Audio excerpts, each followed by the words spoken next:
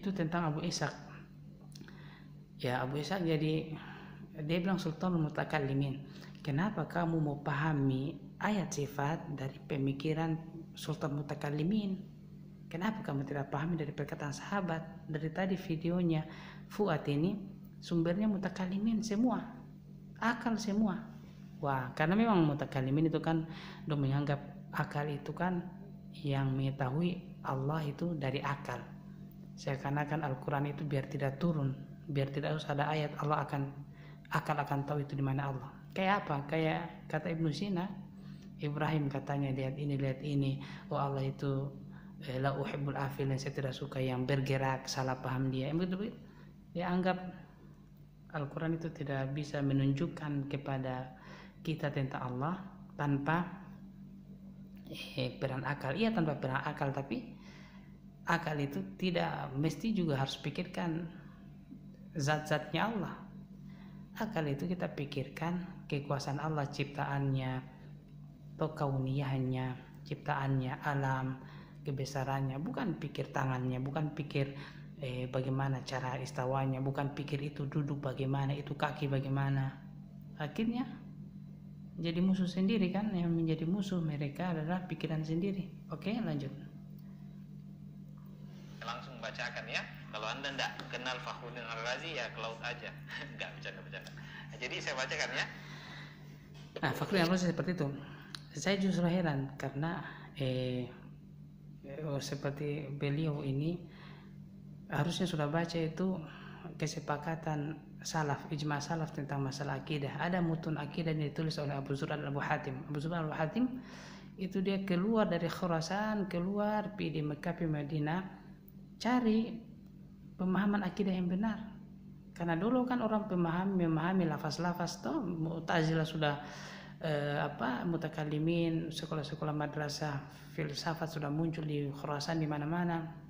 Bingung orang apakah pahami sifat, apakah pahami akidah itu berdasarkan filsafat, berdasarkan kasratul istimal, kebanyakan pemahaman berkembang saat itu, atau ada makna lain yang memang dipahami oleh sahabat.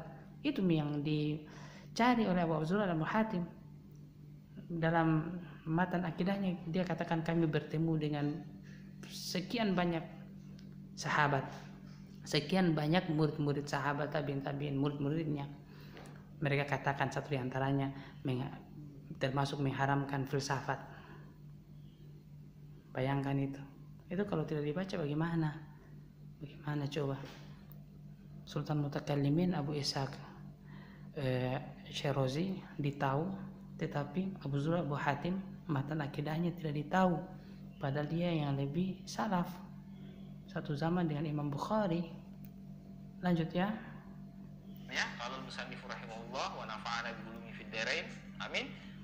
Apa kata beliau Fakhruddin Ar-Razi? Anna dilalatal aqliyata lamma qamat ala imtina'il istiqrar wa dalla zahiru lafzil istiwa ala ma'nal istiqrar fa imma an na'mala bi kulli wahidin minad dalilaini wa imma an natrukahuma ma'an wa imma an nurajjihal naqla 'ala al-aqli wa imma an nurajjihal aqla wa nu'awwilal naqla wal awwalu batilun wa illa lazima an yakuna asy-syai'ul wahidu munazzihan 'anil makani wa hasilan fil makan.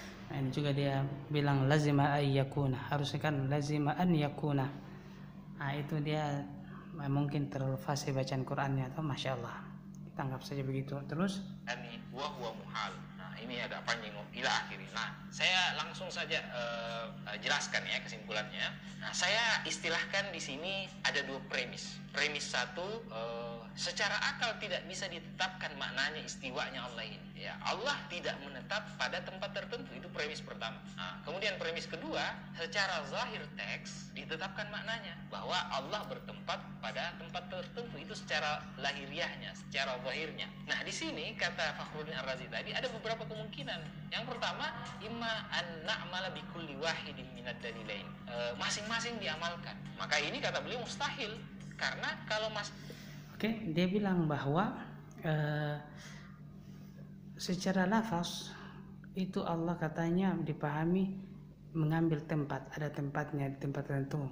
Tapi secara akal itu mustahil, toh dia bilang begitu. Itu berarti dia mempertentangkan toh antara akal dan wahyu, toh itu kesalahan pertama. Padahal tadi kalau kita pakai laisa kamitslihi syai'un aman, wa huwa samiul alim aman.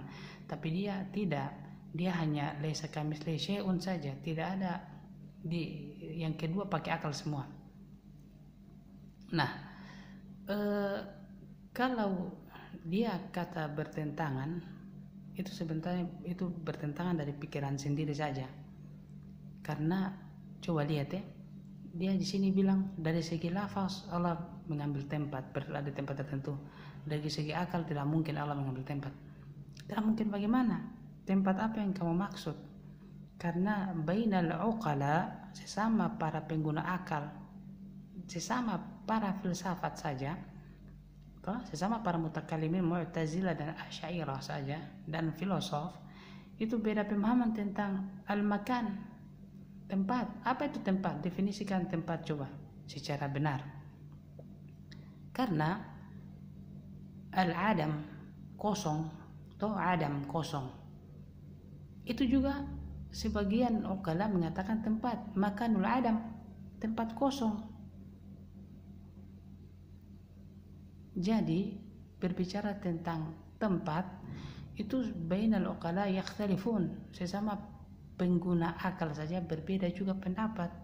Lalu pendapat mana yang mau pakai? Apakah tempat yang kamu maksud adalah tempat yang seperti manusia, tempat yang seperti kita ini manusia membutuh tempat? Apakah itu yang kamu mau terapkan kepada Allah, bahwa Allah butuh tempat?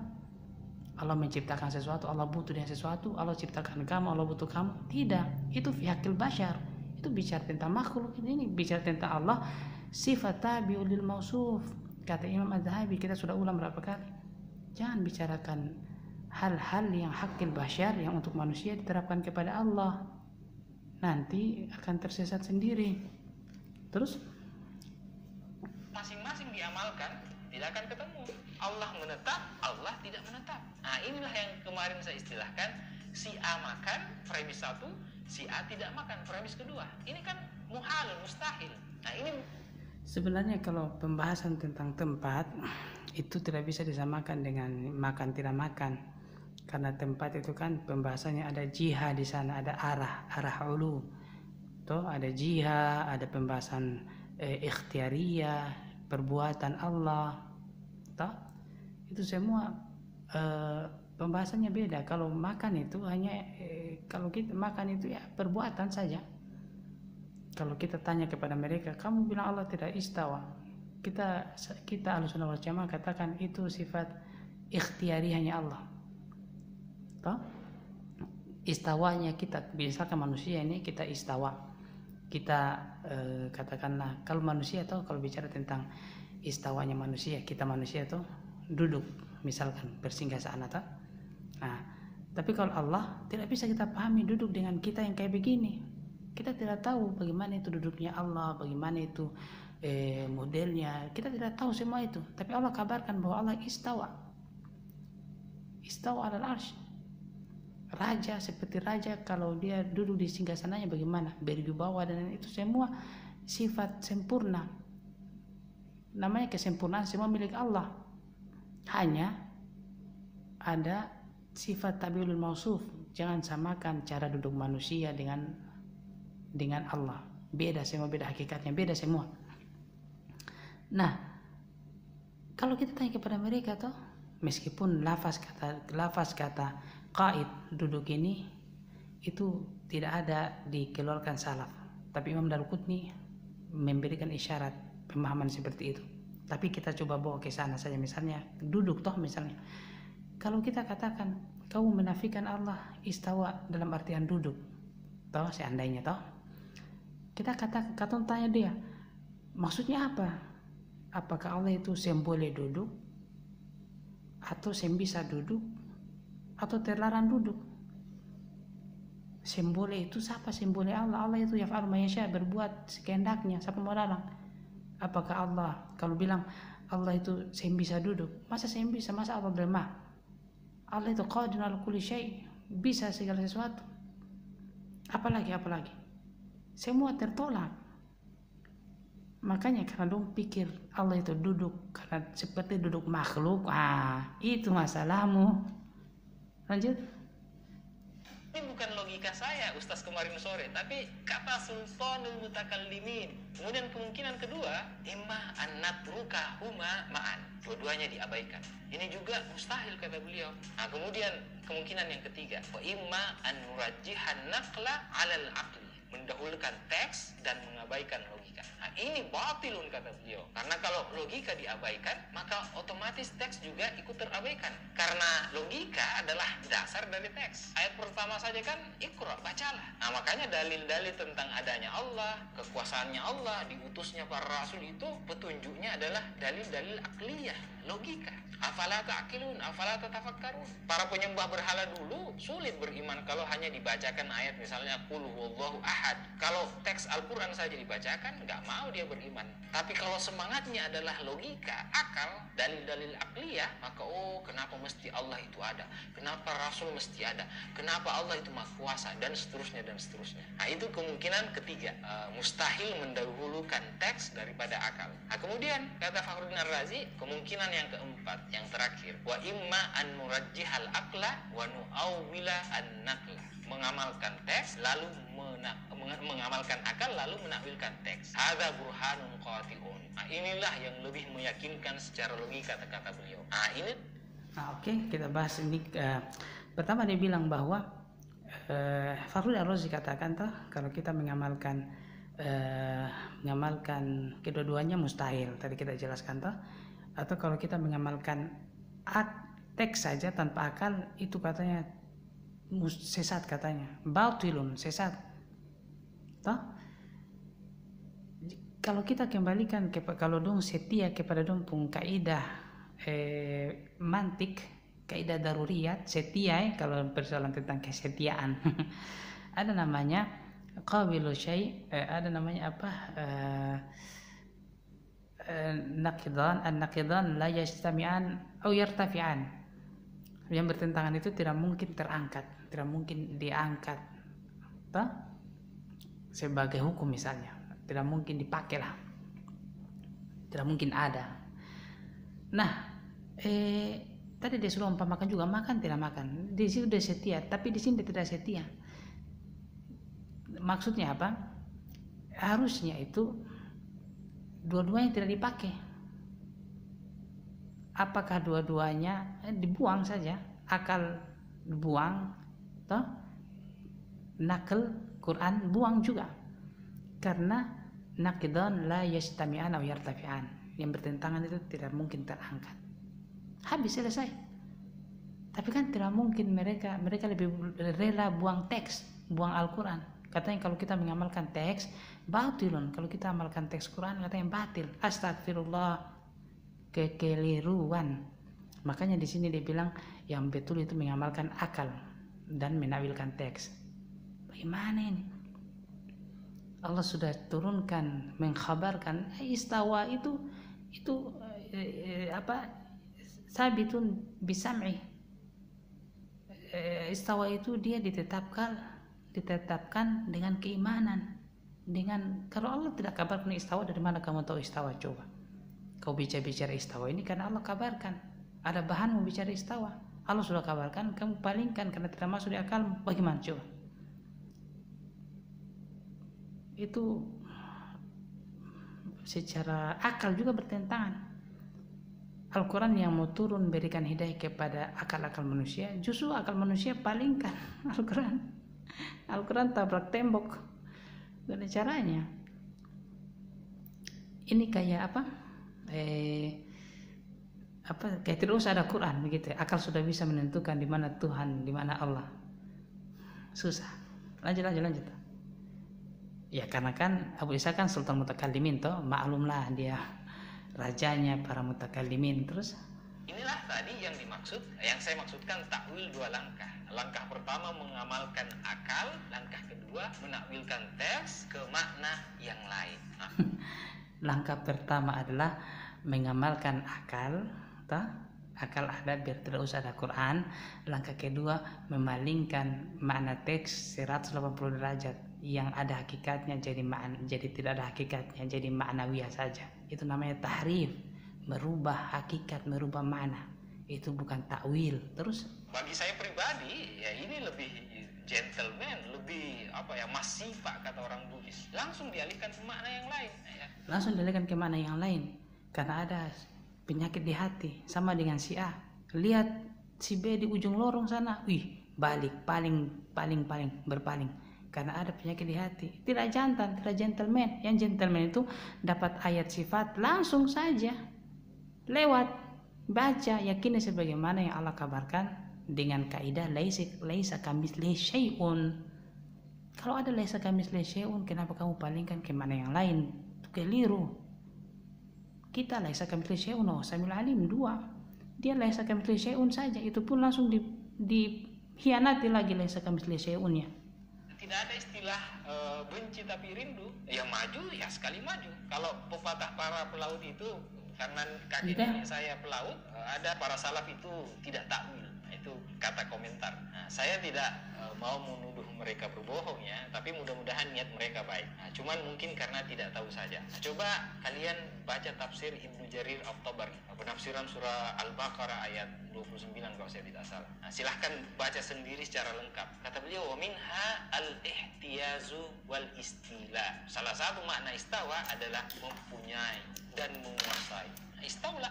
Nah, ini baru satu mufassir, Ibnu Jarir At-Tabari, ulama salaf yang hidup di akhir abad kedua Hijriah. Beliau wafat di awal abad ketiga Hijriah. Dan masih banyak lagi ulama-ulama lain. Dan saya sebutkan ya satu persatu supaya Anda lebih terbuka wawasannya, supaya akalnya lebih harmonis, lebih bisa menerima perbedaan. Kemudian ada juga Al-Jassas Al-Hanafi. Beliau ini hidup di abad ketiga Hijriah. Dalam tafsirnya surah Taha ayat 5 disebutkan istawa artinya istaula, menguasai. Nah, kemudian ada juga As-Samarqandi, hidup di pertengahan abad ketiga. Dalam tafsirnya Bahrul Ulum juga menyebutkan istawa artinya menguasai. Kemudian An-Naisaburi dan juga Al-Mawardi, nah, dua-duanya ini hidup di pertengahan abad keempat. Disebutkan juga dalam tafsirnya istawa artinya istaula. Nah, sudah berapa itu? Sudah 5. Nah, kemudian Ibnu Atiyah Al-Andalusi hidup di abad kelima, juga disebutkan dalam tafsirnya istaula. Kemudian Fakhruddin Ar-Razi tadi, kemudian Al-Qurtubi, mufassir terkenal abad ke-6 pertengahan, juga di tafsirnya istaula. Al-Baydawi Asy-Syafi'i, ulama Syafi'i, kitab tafsirnya saja Anwarut Tanzil wa Asrarut Ta'wil, rahasia-rahasia ta'wil. Nah, kemudian siapa lagi? An-Nasafi, kemudian Ats-Tsa'labi, kemudian Abu Hayyan Al-Andalusi, semuanya disebutkan dalam tafsir mereka istawa, istaula. Nah, jadi klaim bahwa penafsiran istawa dengan istaula itu adalah batil, saya tidak mau mengatakan salah ya, tapi saya mau menggunakan istilah keliru supaya lebih sopan ya. Oke, gimana? Ada komentar? Saya tunggu ya komentarnya di bawah. Saya akhiri. Nah, sebenarnya ini lagi berapa menit? Sudah mau 20 menit. Ini tentang referensi yang disebutkan ini. Kalau kita yang tahu mengeluarkan hukum itu dari mana toh, istinbatul ahkam.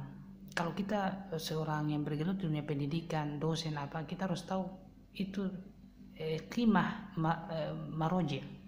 Kita harus tahu itu harga dari literatur toh. Di sini kan yang kita butuhkan kan pemahaman para salaf. Perkataan Nabi dia tidak muat, ayat Quran dia palingkan maknanya, yang dia pakai mutakalimin, pengagung akal. Terus yang dia sebutkan tadi salaf hanya 2, Ibnu Jarir At-Tabari. Ibnu Jarir At-Tabari dalam tafsirnya kalau kita baca Al-Baqarah 29 itu tidak seperti yang dia bilang. Saya sudah buka semua. At-Tabari itu dia malah dia heran dengan pemahaman toh. Dia kata ajab, saya heran kepada mereka yang menafikan istawa dengan fauqiyah. Saya heran dengan mereka yang menafikan itu istawa dengan, artinya Imam At-Tabari ini dia tetapkan uluhiyah, dia tetapkan fauqiyah, dia tetapkan jihahnya Allah. Asy'ariyah dia tidak. Malah Imam At-Tabari dia dalam banyak kalamnya dia tetapkan makna lafaz, dan itu yang dia imani. Kalau hanya dia bilang bahwa Imam At-Tabari katanya, Imam At-Tabari itu menukilkan makna istawa bermakna istilah atau al-ihtiyaz, ya iyalah Imam At-Tabari kan dalam manhaj tafsirnya, cara mentafsirnya Imam At-Tabari itu dia menyertakan mazhab-mazhab punya pendapat. Menurut ini qil, dikatakan ini begini, dikatakan dimaknai ini, ada juga yang maknai begini, ada juga maknai istailah, ada juga maknai istailah atau ihtiyaz. Imam At-Tabari nukilkan semua, tapi mana pegangan Imam At-Tabari itu? Baca baik-baik. Imam At-Tabari itu dia akidahnya meyakini lafaz dan tidak mempertentangkan. Coba baca, dia malah heran dengan mereka yang memalingkan makna kepada makna yang lain.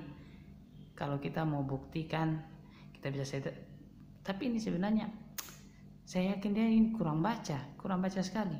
Saya baru buka sebentar saja sudah ini belum lagi saya ternyata lihat di channel YouTube banyak yang bahas juga. Misalkan ada ustaz yang dari Malaysia, siapa namanya, Ustaz Salman, dia bahas tentang akidah At-Tabari, tentang istawa ini jelas sekali. Ini 20 menit, oke, ini terakhir ya, biar sedikit panjang. Terus dia katakan juga ulama yang di abad ketiga seperti siapa, Al-Jassas ini yamilu ila i'tizal. Imam Az-Zahabi kata dia itu condong kepada Mu'tazilah. Kalau Alauddin yang kita jelaskan di video sebelumnya tadi, di awal tadi itu dia mutakalimin Maturidiyah, toh? Dia mutakalimin juga. Kalau Al-Jassas ini dia yamilu ila i'tizal, dia condong kepada Mu'tazilah. Maka dia dipakai. Seterusnya yang dia sebutkan berikutnya seperti Samarqandi dalam tafsirnya Bahrul Ulum, para ulama katakan Samarqandi itu menukilkan periwayatan hadis itu dhaif, banyak dhaifnya. Mana istaula dari mana kalau bukan dari para sahabat? Sementara kalau dia nukilkan dengan riwayat-riwayat dhaif, makanya tidak ada sini dia sampaikan kan dari tabi'in, tidak ada, karena tidak ada memang. Berikutnya ulama abad ke-5 disampaikan ke-4, ini semua bukan hujjah, bukan mau banyak-banyakan di situ, itu bukan salaf lagi. Tapi dia sebut tadi Al-Qurtubi saya sudah baca. Al-Qurtubi juga tidak begitu, dia salah paham juga kelihatannya tentang Al-Qurtubi. Al-Qurtubi itu menetapkan makna yang lain tapi tidak bertentangan dengan makna lafaz. Bahkan saya ini juga kalau misalkan dia katakan istawa bermakna menguasai, saya juga terima, tetapi dengan catatan dia juga bermakna hakikat. Allah beristawa sebagaimana yang dia mau, sebagaimana yang dikabarkan, jangan pertentangkan. Tapi kalau dia tidak, dia itu mati-matian, Allah itu tidak ada arahnya, Allah bukan di atas, istawa itu bukan hakikat, dia hanya menguasai, toh tidak ada hakikatnya, itu hanya ma'nawiyah. Wah, saya hanya katakan astagfirullah ala ini pemahaman seperti ini. Ini semua pemahaman yang di luar pemahaman salaf. Oke, pemahaman salaf yang kita ikuti. Oke, dengan berakhirnya rekaman sampai sini, oke, selesai semua dia. Subhanakallahumma wa bihamdika asyhadu an la ilaha illa anta astaghfiruka wa atubu ilaik. Oke, maaf ya 23 menit ini. Assalamualaikum warahmatullahi wabarakatuh.